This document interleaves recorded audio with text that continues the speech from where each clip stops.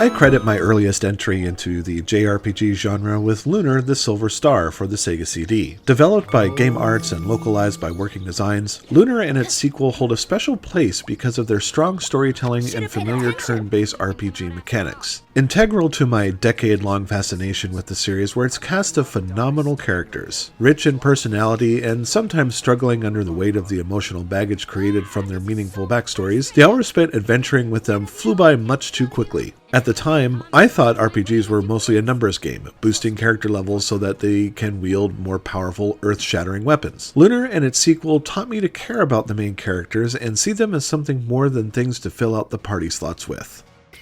I bring all this up because all of the warm, happy memories I have for Lunar came rushing back the moment I started playing Lab Zero Games' platforming RPG, Indivisible. Beginning with an exquisite anime-inspired piece of animation that highlights our heroine and her adventures, I found myself magically transported to those days spent with Lunar, reveling in the character-driven adventure that was promised to me by a fully animated intro movie. While the name doesn't quite paint a picture of what this game is all about, Indivisible is a fantastic and really fun adventure, overflowing with high-quality production values and challenging but cool combat mechanics from the studio that brought you Skullgirls. The level of craft, quality, and polish in Indivisible makes it hard to believe that this is Lab Zero's sophomore title.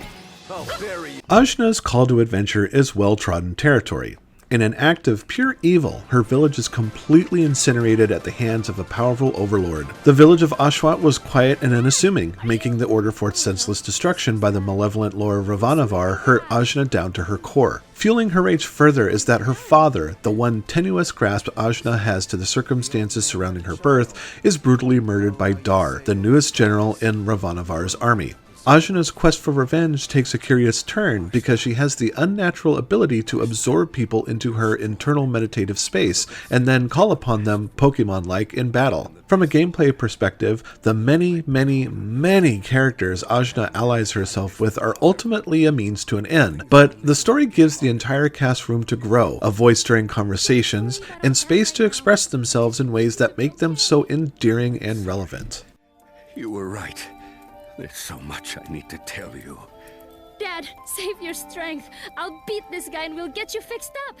Indivisible features a side-scrolling, non-linear open world filled with numerous routes, many of which require Ajna to acquire a certain weapon or item to bypass natural barriers. In other words, the game is a Metroidvania with RPG mechanics. The game also uses a simplistic approach to exploration that extends to other areas of the design. There is no equipment to hunt down, loot to collect, gear to equip, or even health items to hoard for later encounters. Instead of equipping new weapons, the party gets stronger and can attack more frequently as their character levels increase. In a way, the absence of the usual RPG tropes and trappings is beneficial because of how much it streamlines the gameplay, and not having to worry about inventory clutter or that feeling of, should I sell this or will I need it for later, is a load off my shoulders. That said, I felt that it can be difficult to gauge just how strong your character can be without new weapons to boost their attack strength against Ravanavar's minions.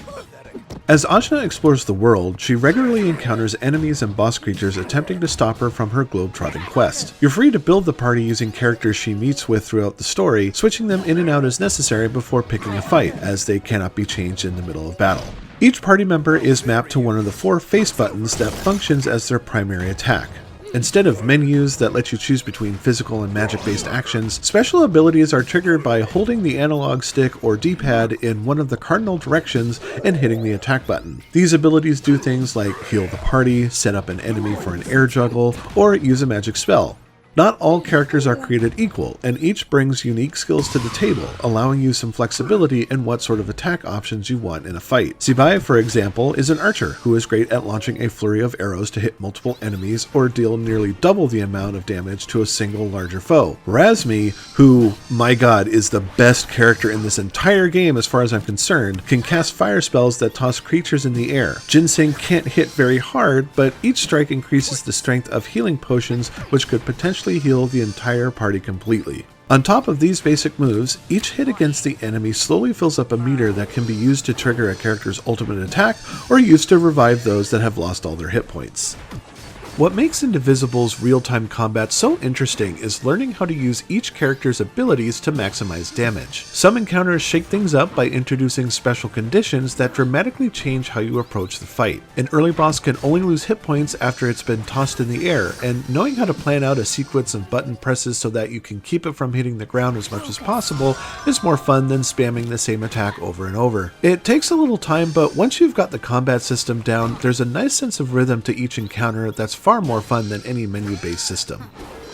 There is a bit of downtime you do have to sit through while waiting for each character's attacks to recharge. It's extremely likely then that your foes will fight back at this point and put you on the defensive. The game's blocking system is one of the more challenging aspects to combat because it boils down to learning the timing of attack patterns. This makes the Metroid-style backtracking worth your time because it grants opportunities to study and learn enemy behavior. When the enemy strikes, you've got a limited window to brace for whatever they throw at you. In some cases, it's a simple 2-hit sword slash or a constant stream of hits that can be harder to block due to speed and frequency. The mechanic can be tricky, but if done right, you can significantly reduce the damage taken from a powerful hit down to a single point.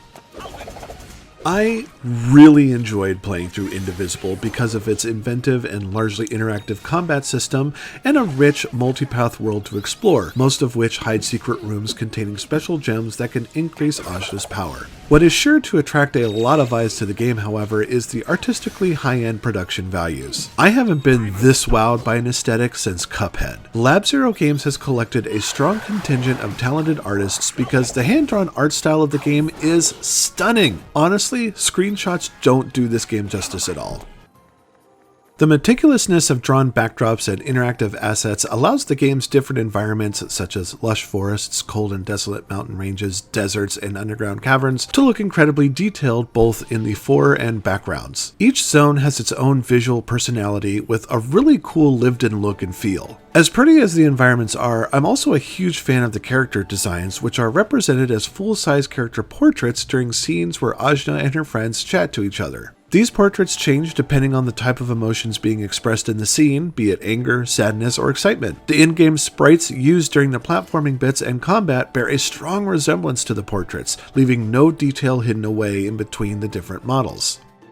What I loved most is that no two characters look the same. The different costumes, skin tones, and body structures go a long way in making you feel like you're really going on this globe-spanning adventure, even if dramatically different environments are connected by a few small passages. You can tell a lot about a character before they open their mouths, which is something I found to be really cool. I can't have a discussion about Indivisible's great cast without expressing my awe at the cavalcade of stars Lab Zero has brought in to give Ajna, Zebai, Ravanavar, Razmi, and the rest of the characters their voices. This team must have connections or know people because they've drawn the net over the entire entertainment industry, pulling men and women whose careers have been defined by their performances in television, film, anime, video games, and stage theater productions. You might know some, like Star Trek's Michael Dorn, Critical Role's Matthew Mercer, and Skullgirls alum Christy Cabanos. But these people are just the tip of the iceberg of what is a massive cast of men and women who have near decades worth of voiceover experience. Furthermore, Lab Zero paid a lot of attention towards diversity, pulling in many women and people of color to represent characters of different ethnic backgrounds. Look how many friends you have! So many adorable babies! Yeah, trapped inside a monster brain. Now they all hate me. I don't think you're a monster. And they wouldn't have survived that blast alone. You probably saved their lives. But isn't it weird that I've been absorbing people? It's not that unusual. There are Deva and other creatures whose idi is augmented by others.